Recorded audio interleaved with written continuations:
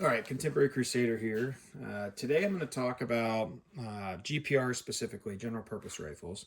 But I think this is going to be part of a series that I'm going to do, just technical setup videos about probably the three main setups for an AR that you're gonna gravitate towards, right? So there's the GPR like this, SPR, which is a special purpose rifle, more oriented towards precision and a little bit longer range, and then like a CQBR, close quarter battle rifle, or SPR, kind of the civilian uh, term for that. So well, in the different videos, I'm going to talk about those three. This one, specifically the GPR, and just kind of how I have mine set up, what to look for if you are going to set one up, and what things to consider when setting up different guns. So the the big thing,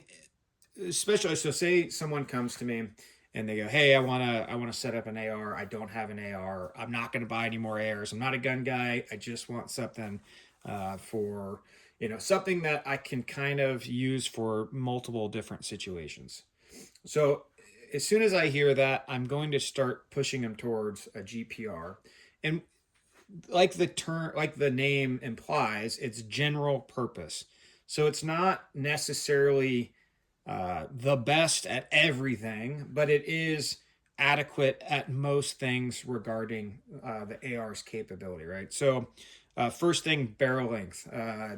This is a 14.5. This is the Geissele URG-I, and I'll talk a little bit about that more. But 14.5 is a really good barrel length, kind of a good general purpose barrel length. You can go down to, there's 13.7, which are probably not going to be much different than a 14.5, and then or even 12.5. So 12.5, I don't remember the numbers exactly, but you lose like maybe around 100 feet per second going to the 12.5 from the 14.5. That barrel length is great if you want. I don't have one. I don't run a 12.5, but I do think it's a great barrel length, and that would be more towards someone that tells me, hey, most scenarios that I could be in are going to be at somewhat closer range, but I also want the capability to go out a little further. Then maybe the 12.5 would be the option. The other side of that is, do you want to have to, from a legal standpoint, register the rifle with the ATF as a short barreled rifle because it's under 16 inches, or are you okay with running a pistol brace or something along those lines? So the reason I like 14.5 is because you can, just like this one, you can pin the muzzle device. This is the Surefire 4-prong, and you can pin the muzzle device. There's a permanent pin there welded on top, and that permanently attaches this muzzle device to the barrel, making the overall length 16 inches. So you can also do that with 13.7, depending on the muzzle device itself, if it's long enough to get you to that 16 inches. But for me, when I try to steer someone with a GPR, I'm saying like something that you can take any state that allows it or whatever, but you're not having to worry about that extra step of registering with the ATF, doing the paperwork. I don't have to notify the ATF when I take it out of state. It's just my grab and go gun. So 14.5 pin and welded, or 16-inch is usually going to be my recommendation. 16-inch is great, especially depending on what suppressor you're going to use, or you're not sure what suppressor you might eventually get. 16-inch might be the way to go. So you're not married to a muzzle device that you pin on there. The good news is that even Surefire, they sell their QD collar now, so a hub compatible QD collar. So any suppressor, which most of them nowadays are hub compatible, you can put that collar on there. And so say you do pin a Surefire, but you don't want to run a Surefire, you want to run insert any other company here, like say a BOE suppressor with the hub, you can put this mount on the BOE and it works on the Surefire. So something to consider though, like, do I want to dedicate to this muzzle device? Or if it's a muzzle device that doesn't, there really isn't a lot of options for QD mount on a suppressor. So we'll just go with kind of the range that I usually push towards is 13.7 to 16 inch, 12.5 being if they are A, okay with SBR, B, okay with pistol brace, or their primary use is going to be closer range with the possibility of something extended.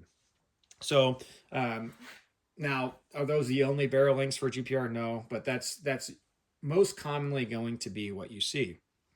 Beyond that, going to optics, uh, typically to get that to make it general purpose, you want to have the ability for extended distances and have some kind of magnification. That could be an LPVO like this. This is a Nightforce NX8 1:8. And I won't talk too much. It's not a review on scope, so I won't talk too much about it. But been happy with this. I like the overall size and profile. Eye box is a little narrow, but there's dozens of different options you could go for an LPVO.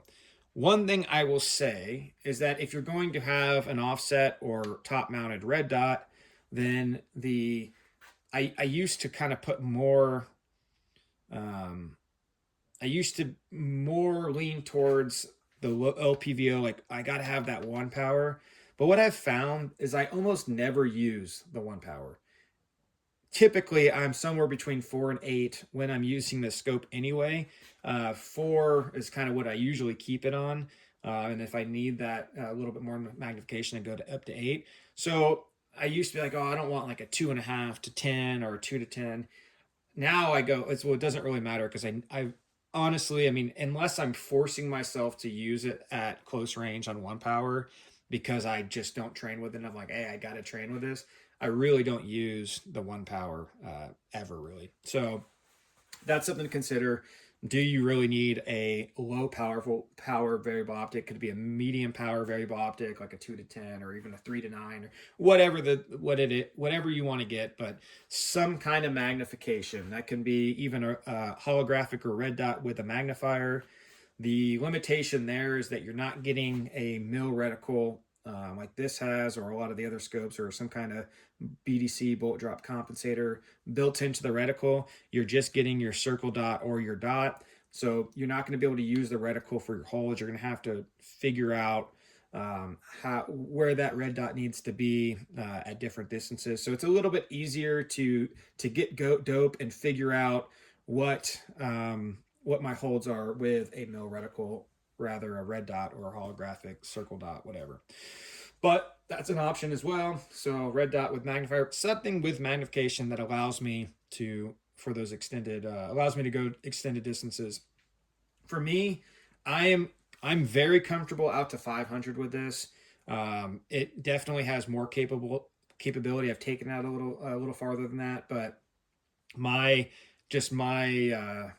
ability, I'm very comfortable with 500.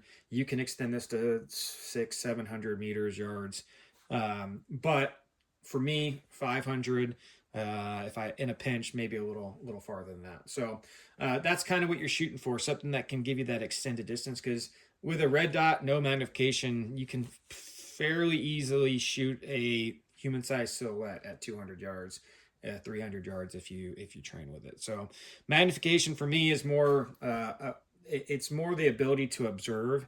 So if you're in a situation where you need to see beyond what your naked eyes can see, it's nice to have that magnification. Beyond that, I have the Acro top mount here. The Acro, I have some good friends that have tested these pretty heavy, and they've had some condensation and moisture get inside. I haven't had issues with that. That being said, I do like having the enclosed optic for this. I had the RMR on it for a while, but gunk would get in it. If it was snowing or raining, it'd fill it up, and it's still usable. I prefer having the enclosed optic, whatever you choose, but some kind of enclosed optic there. One thing I'll say is that it puts this pretty high. I mean, you're like at 3 inches maybe. So you're even higher than like the Unity fast mount, which is I think 2.26 inches. So this is very high, which means you can't get a cheek weld and see that dot. It's more of a chin weld. So If you are planning on using this for competition or really fast close range shooting and getting really proficient at that, you're probably better off going with an offset, which you'll see like most guys that do run competitions are going to run an offset. You can get that cheek weld, get it tighter to your body and your face and all that. The reason, and I ran the 45-degree offset. There's really two reasons that I went away from it. One being you're going to put it on the side that you shoot. So I'm left-handed, so it's on the left side. I'm rolling the gun over using that. Zeroing is kind of funky as well. So I guess it's three reasons. The being on the side there, you're dedicated to that side. So the first reason is if I need to go offhand for whatever reason, it's a little awkward to shoot right-handed on the left side or left-handed on the right side. So that's one reason. The other reason is just zeroing and figuring out your hold is a little bit awkward when your optic is 45-degree off. Not impossible. Just a little more goes into figuring that out. And then the third reason is I wanted something that is very capable under night vision. So if I'm wearing nods and I want to do passive aiming, which means I'm using my optic, I'm looking through my optic on the target, I'm using instead of an aiming, a LAM, a laser aiming module like that, I'm using the red dot. I'm not projecting a laser. That's passive aiming. So I wanted something that with nods on very easily can access this dot. I can see it without putting my head in awkward positions. I'm sure you can do it with the either using the magnified optic or, and I mean, I've tried it, and you can accomplish it. It's just very awkward and it's not comfortable, and it's not quick. So this head up, I have my head upright. I'm not trying to find that dot. It's in a perfect alignment with a head up way of aiming with night vision, and I'm not knocking that night vision into the optic or in the receiver if it's on the side. It's just head up right through the optic. So that's why I went to the top mount for easier. I can use it from either side of shooting, and then for passive aiming. So that's the primary reason. That being said, close range I prefer to shoot offset. Some guys run both, offset on a red dot on the side and on the top. That's fine. But I think that there's kind of that people try to set up a gun for every situation, and it's impossible. So instead of trying to do that, maybe just get comfortable with shooting with it up here or on the side, whatever you decide to go. So some kind of magnification. If you're going to be using it for night vision, having a way to use one of the optics with night vision is good to have with a GPR or any gun really. It's something that's often overlooked. The upper is just a Geissele URG-I upper. They're newly manufactured ones, so it's all Geissele from the barrel to the bolt carrier group to the receiver. I had one of the older ones. This is the near clone. I had one of the older near clones with the Daniel Defense barrel. Also was great. I shot the crap out of it. I loved it. The only caveat is I didn't get really the accuracy out of it that I wanted when I was shooting it at distance. So I was hearing everybody was raving about this upper and the Geissele barrel. So I tried this and I've been very happy with it. I'd say it's consistently MOA, sometimes sub MOA, depending on the ammo you're using. But with AAC 77 grain OTM, it's right at MOA. With Black Hills, it's under that. And then even with just normal range ammo, it's definitely, or military like M855 or M855A1, it is more accurate than other military setups that I've used, like the Block 2. A very accurate gun. I've been super happy with it. So URG-I upper, I can't really say like much that I can't say but good things about this upper. I've been very happy with it. The upper also comes with the Geissele braided buffer spring and buffer, which I didn't really think, it's one of those things where you don't realize you need it until you have it. And now I like all my guns go with the braided springs now, because it's just it's so much more quiet. It's smoother. The return, it has more return force than a standard spring. It's just a great buffer spring. Is it a must? No, not necessarily, but I've been very happy with it. So beyond that, how do I set it up? Like that's going to be, you're going to have to ask the question, like, what situations am I going to use this for? Me being someone that wanted a rifle that I could go in a lot of different situations, whether it's night vision or white light or extended distances, anything like that, I wanted it set up for there. So the suppressor, I just had the RC2, the Surefire. I don't, I'm left-handed. I guess you can call me a wimp or whatever. I don't really like shooting suppressed. If I'm doing fast range, I'm doing fast drills and high round count, I don't typically shoot suppressed just because it just the blowback on these right into the left side, right side, right into your face as a lefty. It's just, to me, it's not worth it. The really only time that I'm running this suppressed is if I'm trying to reduce my signature and or if I'm shooting it in more of a precision roll and distance, yeah, then I'll run the suppressor. But so all my dope for out to distance is set up with the suppressor, but I honestly do not run it suppressed that often close range. I have a little side note. I just got a Huxworks Flow, the 5.56, and that I can see myself using pretty much full time because of that reduced back pressure, that flow through suppressor. I think obviously that's the future, but now I'm just kind of getting into it, like where I'm shooting suppressed on a like constantly with that can. But with the RC2, to me, it's not really worth it unless I need it. But if I didn't mention it, I do have all my dope set up for suppressed out to distance. So beyond there, just talking about the rail setup, I have a couple different bipods, but this one's just the Atlas, and it's a little heavy. It's not as quick deploying like a Harris, but it's a very robust bipod, and it works well. So I keep a Picatinny section on the rail here so I can throw the bipod on in a pinch, take it off if I don't need it. They do make direct M-LOK mount bipods. You can get that if that's what you desire. But this one, it's a throw lever on there, so it's super quick. I also have the ARCA attachment here, or just like a rail section for ARCA. So that way I can just throw it into my bipod or my tripod real quick. And that's nice to have. It doesn't add much weight, doesn't really get in the way. It's just, if I need it, it's there. If I don't, then I don't even notice it. I try to keep the rail pretty flat on the bottom. That way, if I'm using a barrier or a bag or anything without tripod or bipod, I can just throw it on there flat. I don't have a foregrip getting in my way or anything like that. Going up to the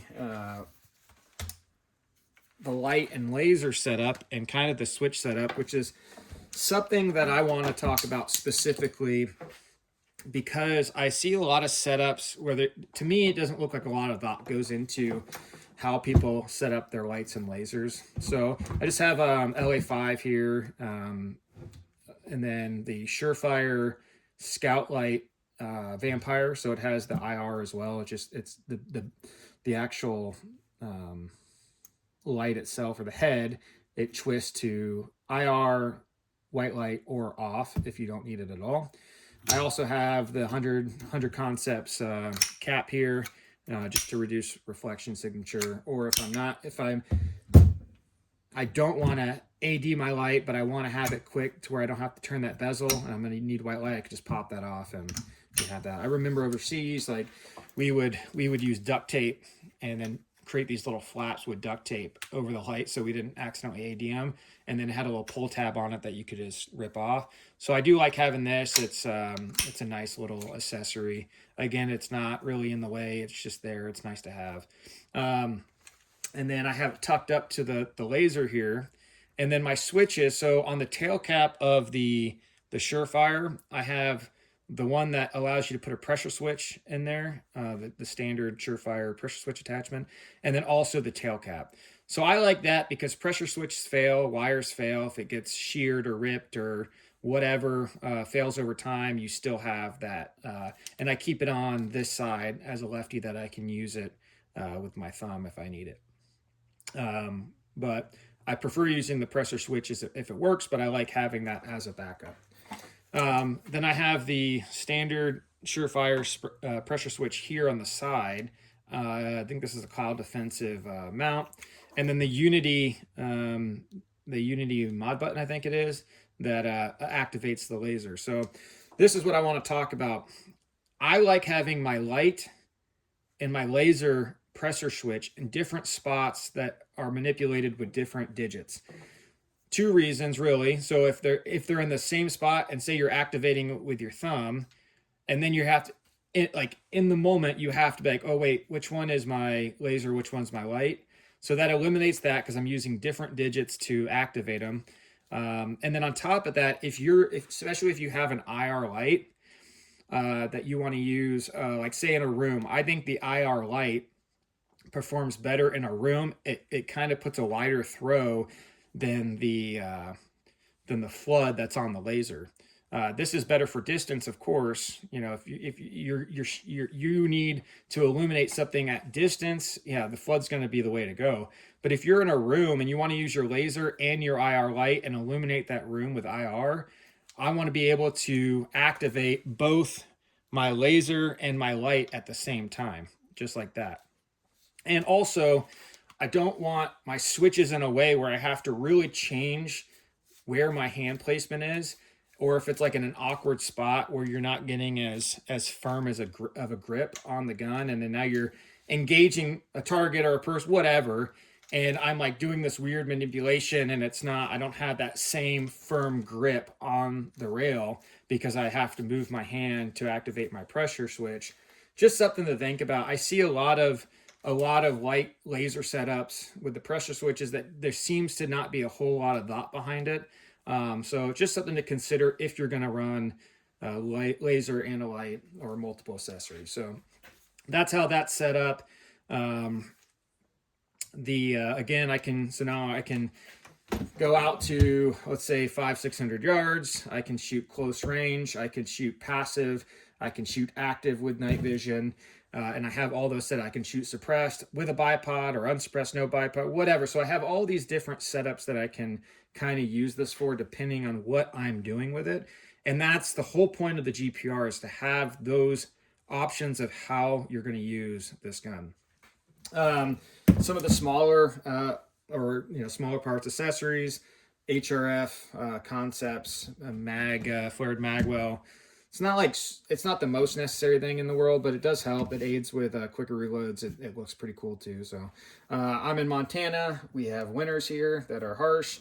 Wear gloves, so I always put a bigger trigger guard on there. So if I'm shooting gloved, bad lever goes on all my guns.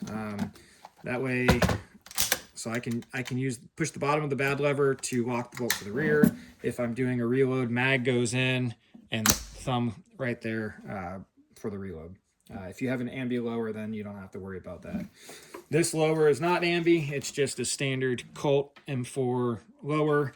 You can use any lower that's, quality mil-spec lower or billet, whatever you want to use.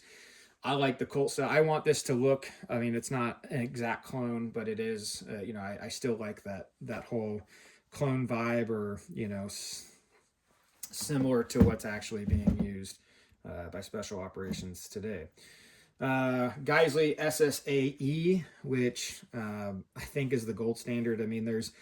If you want a flat trigger, that they make those, or the lightning bow or whatever, but the Geissele trigger, in my opinion, really is kind of the gold standard. Just very consistent, feels great. They have sales all the time, Geissele does, so pretty much any holiday you can find a decent deal on these triggers. This is just a Battle Arms development selector. Battle Arms, I don't really use any of their parts except for their selectors. I don't even know what else they make, but I've always liked their selectors. This one's a 45-degree one, so if you want to use it when you're shooting precision, you can kind of use it as a thumb rest there. But it's real positive click.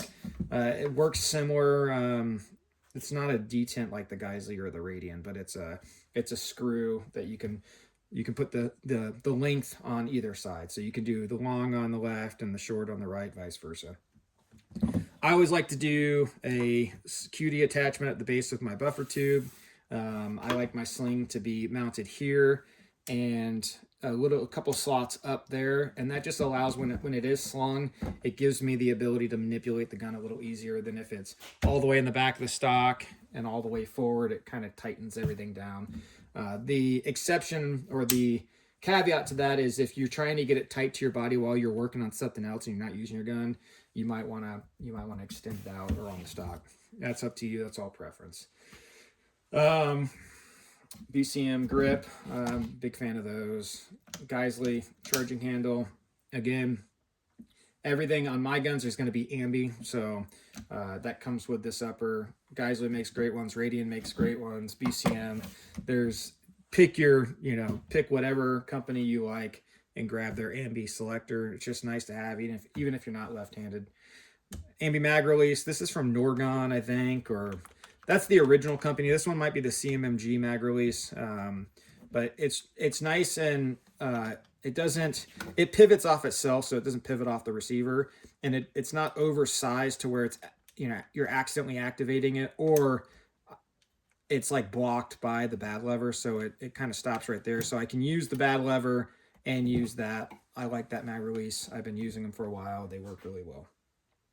B5 grip, or I'm sorry, B5 SOP mod stock, classic. I mean, they've been around for over 20 years now. Just great stocks. You got the battery compartments waterproof in there, so I can throw a couple extra 1, 2, 3s in each side. And yeah, so that's the GPR. I don't think I missed anything there. If you have any questions, put them in the comments. Try not to make the video like an hour long, but that's kind of the gist of a general purpose rifle. A gun, a carbine, or whatever, an AR that's set up for multiple situations. And I think this is definitely the direction you should go if you're only going to have one AR.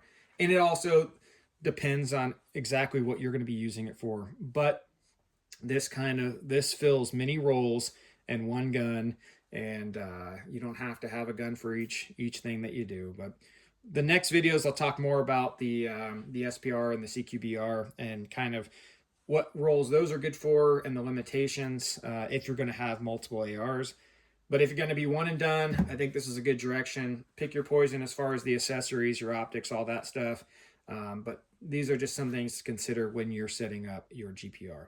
So anyway, I hope you guys enjoyed the video. If you do like the videos that I'm posting, do the thing, like and subscribe and all that.